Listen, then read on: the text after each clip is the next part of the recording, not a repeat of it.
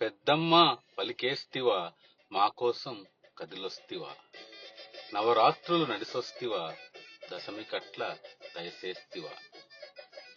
ఊకెల్లొల్లి చేసేటోళ్ళ తాటనట్ల ఒలిచేస్తివా 10 తలల రాంగగాణ్ణి స్పాట్టు పెట్టి వేసేస్తివా అన్ని నాయే అనేటోణ్ణి అనామత్తు చేసేస్తివా ఒళ్ళంతా అహముంటే ఉహ్ అనట్లా ఊదేస్తివా కామంతో